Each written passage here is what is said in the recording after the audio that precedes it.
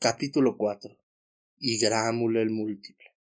Dos tormentos empezaba a sufrir Atreyu: hambre y sed. Hacía 2 días que había dejado el pantano de la tristeza, y desde entonces vagaba por un desierto de piedra en el que no había un ser vivo. Lo poco que le quedaba aún de sus provisiones se había hundido con Artax en el agua negra. Inútilmente escarbó con las manos entre las piedras para encontrar alguna raíz. Ahí no crecía nada, ni siquiera musgo o líquenes.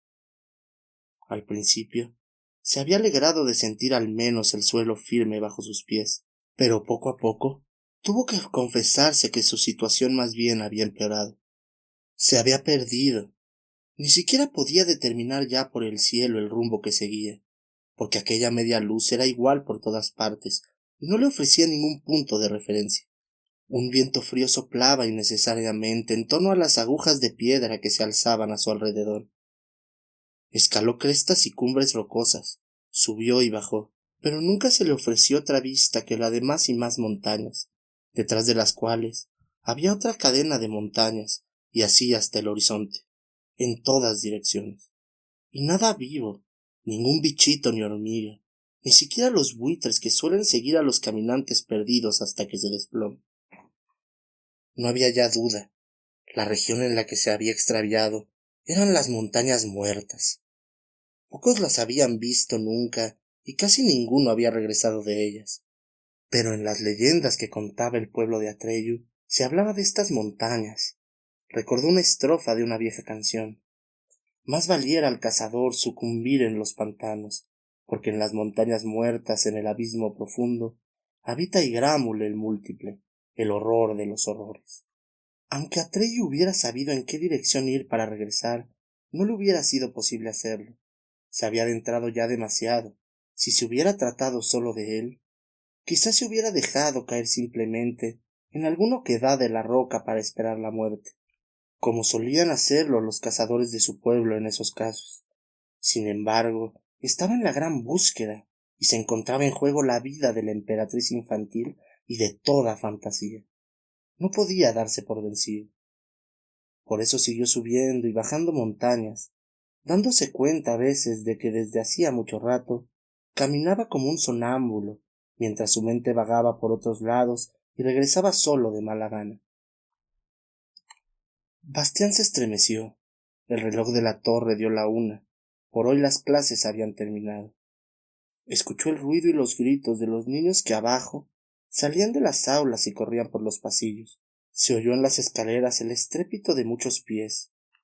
Luego, durante un rato, subieron aún desde la calle gritos diversos, y finalmente el silencio se extendió por todo el colegio. Aquel silencio cubrió el ánimo de Bastián como un manto pesado y sofocante que amenazaba asfixiarlo.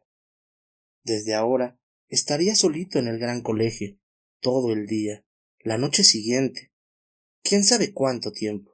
A partir de ahora, la cosa iba en serio. Los otros se iban a casa para comer. También Bastián tenía hambre y sentía frío, a pesar de las mantas militares que se había echado por los hombros. De pronto, perdió del todo el valor. Todo su plan le pareció completamente disparatado y absurdo. Quería irse a casa. Ahora, enseguida. Todavía era tiempo. Su padre no podía haber notado nada aún. Bastián no necesitaba decirle siquiera que se había fumado el colegio. Naturalmente alguna vez lo sabría, pero hasta entonces pasaría tiempo. El asunto del libro robado, sí. También tendría que confesarlo alguna vez. Su padre lo encajaría a fin de cuentas, lo mismo que había encajado todas las decepciones que Bastián le había causado. No había razón para temerle. Probablemente iría a ver al señor Coreander sin decir nada y lo arreglaría todo. Bastián cogía ya el libro de color cobre para meterlo en la cartera, pero se detuvo. No, dijo de pronto en voz alta, en el silencio del desván. Atreyu no renunciaría tan rápidamente, solo porque las cosas fueran un poco difíciles. Lo que he empezado tengo que acabarlo. He ido ya demasiado lejos para volverme atrás. Solo puedo seguir adelante, pase lo que pase. Se sintió muy solo, y sin embargo, en ese sufrimiento también había algo así como orgullo de haber sido fuerte y no haber renunciado a su intento. Después de todo, se parecía un poquitín a Atreyu. Había llegado el momento en que Atreyu no podía realmente seguir hacia adelante. Ante él se abría el abismo profundo. El espanto grandioso de aquella vista no puede describirse con palabras. A través de la región de las montañas muertas, la tierra se abría en una brecha que tendría quizá media milla de anchura. Su profundidad no podía determinarse. Atreyu estaba al borde de un saliente rocoso y miró hacia abajo, a las tinieblas, que parecían llegar hasta el fondo mismo de la tierra. Cogió una piedra del tamaño de su cabeza que había cerca y la lanzó tan lejos como pudo. La piedra cayó, cayó y cayó hasta que se la tragó la oscuridad. Atreyu escuchó, pero aunque esperó largo tiempo, el ruido del impacto no llegó a sus oídos. Y entonces hizo lo único que podía hacer. Comenzó a andar por aquel borde del abismo profundo. Sin embargo, estaba preparado para hacer frente a cualquier momento a aquel horror de los horrores del que hablaba la vieja canción. No sabía de qué clase de criatura podía tratarse. Solo sabía que se llamaba Igramul. El abismo profundo discurría en líneas quebradas a través del desierto de montañas, y naturalmente en su borde no había ningún camino, sino que también ahí se alzaban torres de piedra que Atreyu tenía que escalar y que a veces vacilaban peligrosamente bajo sus pies. Se atravesaban en su camino gigantescos peñascos que tenía que rodear trabajosamente, o había pendientes de piedras sueltas que se precipitaban hacia la brecha, poniéndose en movimiento cuando él pasaba. Más de una vez estuvo a punto de despeñarse. Si hubiera sabido que un perseguidor seguía sus huellas, aproximándose de hora en hora, quizás se hubiera dejado arrastrar hacia algo irreflexivo que en aquel camino difícil hubiera podido costarle caro. Se trataba de aquel ser de las tinieblas que lo perseguía desde que salió. Entretanto, la figura del ser se había espesado tanto que podían distinguirse claramente sus contornos. Era un lobo, negro como la pez y grande como un buey. Con el hocico pegado al suelo, trotaba sobre la pista de Atreyu a través del desierto de piedra de las montañas muertas.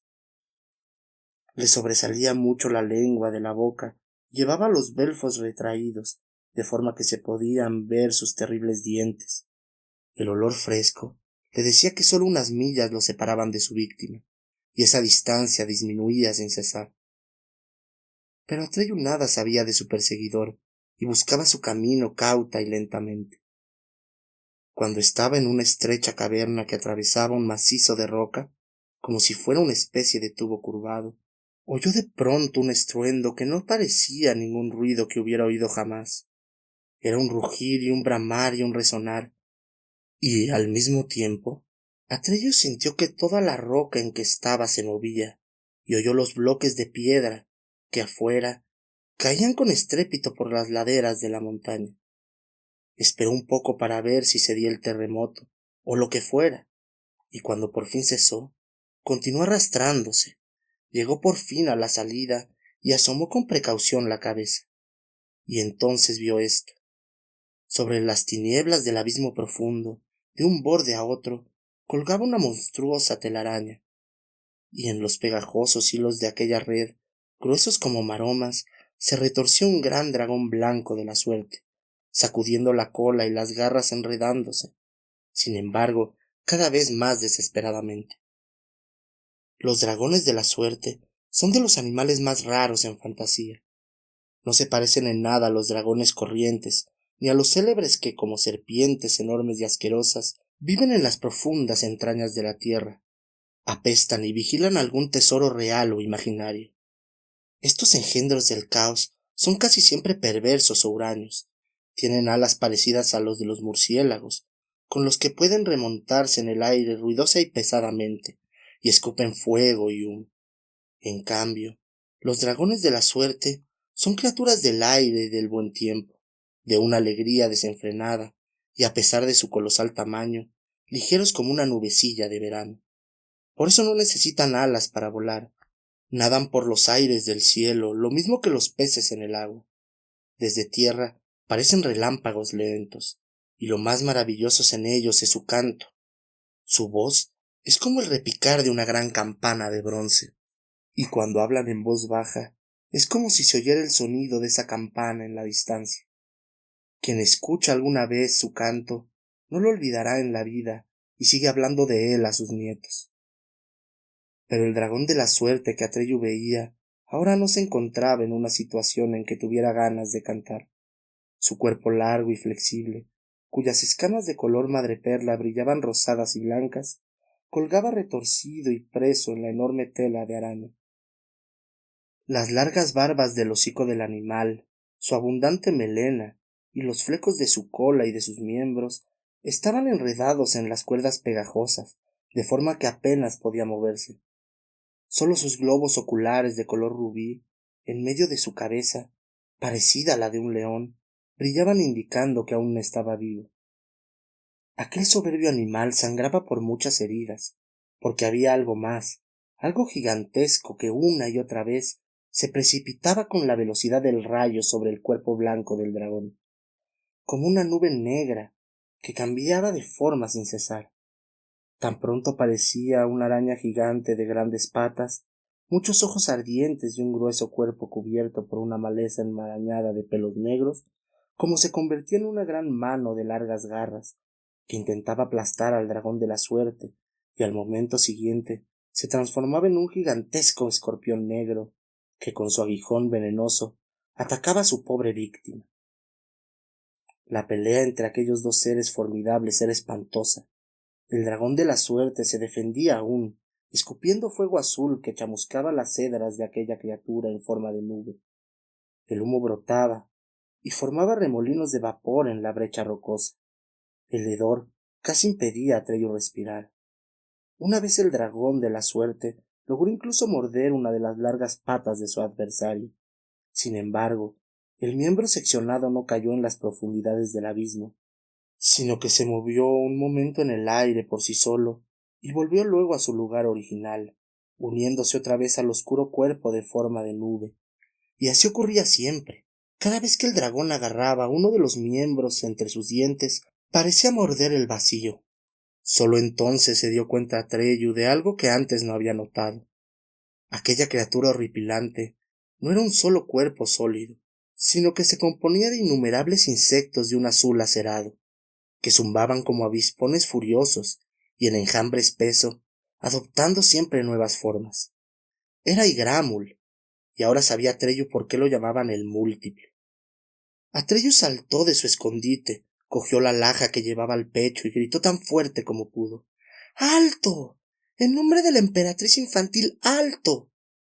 Sin embargo, en medio del rugir y jadear de aquellas criaturas que luchaban, su voz se perdió. Apenas pudo oírla él mismo. Sin pensarlo, corrió por las pegajosas maromas de la red hacia los combatientes.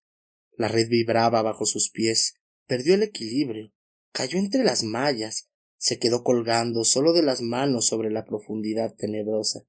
Logró subirse de nuevo, se quedó pegado, se libró otra vez y siguió adelante. Y Gramul se dio cuenta de pronto de que algo se le acercaba. Se dio la vuelta con la rapidez de un relámpago, y su aspecto era horrible. Ahora era solo un rostro gigantesco de color azul acerado, con un único ojo sobre la base de la nariz, que con su pupila vertical de una malignidad inimaginable miraba fijamente a Atreyu. Bastián lanzó una pequeña exclamación de horror. Un grito de horror resonó en la garganta, rebotando de un lado a otro como un eco. Y Gramul movió su ojo hacia la izquierda y derecha para ver si llegaba algún otro, porque el muchacho que estaba ante él, como paralizado de espanto, no podía haber sido. Pero no había nadie más. ¿Habrá sido mi grito lo que ha oído?, pensó Bastián profundamente preocupado. No es posible. Y entonces Atreyu oyó la voz de Igramul. Era una voz muy aguda y un tanto ronca, que no concordaba en absoluto con su rostro gigantesco. Además, su boca no se movía al hablar. Era el zumbido de un enorme enjambre de avispones que formaban palabras. «¡Un bípedo!», le oyó decir a Atreyu. «Después de tanto pasar hambre, 2 bocados exquisitos. Hoy es un día de suerte para Igramul». Atreyu tuvo que hacer acopio de todas sus fuerzas. Sostuvo el esplendor ante el único ojo del monstruo y le preguntó: ¿Conocéis este signo? Acércate, bípedo, zumbó el coro de muchas voces. Y Gramul no ve bien. Atreyu dio otro paso hacia el rostro, y Gramul abría ahora la boca. En lugar de la lengua, tenía innumerables antenas, pinzas y tentáculos. ¡Más cerca!, zumbó el enjambre. Atreyu dio otro paso adelante, quedando tan cerca del rostro que ahora podía ver claramente los incontables seres distintos de color azul lacerado que revoloteaban en confusión. Y sin embargo, aquel horrible rostro permanecía totalmente inmóvil. «Soy Atreyu», dijo, «y cumplo una misión para la emperatriz infantil». «En mal momento llegas», respondió el colérico zumbido tras una pausa. «¿Qué queréis de Igramul? Como ves, está muy ocupado». «Quiero ese dragón de la suerte», respondió Atreyu. «Dámelo». «¿Para qué lo quieres, bípedo Atreyu?» «He perdido mi caballo en el pantano de la tristeza. Tengo que ir al oráculo del sur, porque solo Yulala puede decirme quién es capaz de dar un nombre nuevo a la emperatriz infantil. Si no recibe ese nombre, morirá, y con ella toda fantasía. También vosotros y Gramul, a quienes llaman el múltiple». «¡Ah!», llegó desde el rostro como un sonido prolongado. «¿Esa es la razón de que haya esos lugares donde no queda nada?» «Sí», replicó Atreyu. «Así que también vosotros lo sabéis. Y Gramul. Sin embargo, el oráculo del sur está demasiado lejos para que yo pueda llegar a él en el tiempo que dure mi vida. Por eso os pido el dragón de la suerte. Si me lleva por los aires, quizá pueda llegar aún a mi destino». En el enjambre revoloteante que formaba el rostro, se pudo oír algo que podía ser una risa ahogada de muchas voces. «Te equivocas, bípedo Atreyu. Nada sabemos del oráculo del sur ni de Uluyulala, pero sabemos que ese dragón no puede llevarte ya. E incluso, aunque no estuviera herido, vuestro viaje duraría tanto que entre tanto la emperatriz infantil morirá de su enfermedad. No puedes medir tu búsqueda teniendo en cuenta tu vida, bípedo Atreyu, sino la suya». La mirada del ojo de pupila vertical era difícilmente soportable, y Atreyu bajó la cabeza. «Eso es cierto», dijo en voz baja. «Además», siguió diciendo el rostro sin moverse, «el dragón tiene ya en el cuerpo el veneno de Igramul. Como mucho le queda una horita de vida». «Entonces no hay esperanza», murmuró Atreyu, «ni para él, ni para mí, ni tampoco para vosotros y Gramul». «Bueno», zumbó la voz, «al menos Igramul habrá comido bien otra vez. Pero no es nada seguro que se trate de la última comida de Igramul. Él conoce un medio que te llevará en un santiamén hasta el oráculo del sur. Que te guste o no, bípedo Atreyu, es otra cuestión». «¿Qué quieres decir?» «Es el secreto de Igramul. Pero también las criaturas del abismo tienen sus secretos, bípedo Atreyu. Y Gramul no lo ha revelado nunca hasta ahora. Y también tú debes jurar que nunca lo revelarás, porque perjudicaría a Igramul. Le perjudicaría mucho a Igramul que se supiera». «Lo juro. Habla». El enorme rostro azul lacerado se inclinó un poco hacia adelante y zumbó de una forma casi inaudible. «Debes dejar que Igramul te muerda». Atreyu retrocedió asustado. «El veneno de Igramul», siguió diciendo la voz, «mata en el plazo de una hora, pero da también a quien lo recibe la facultad de trasladarse al lugar de fantasía que desee. Piensa en lo que ocurriría si eso se supiera. A Igramul se le escaparían todas sus víctimas». «Una hora», exclamó Atreyu. «Pero, ¿qué puedo hacer en una hora?»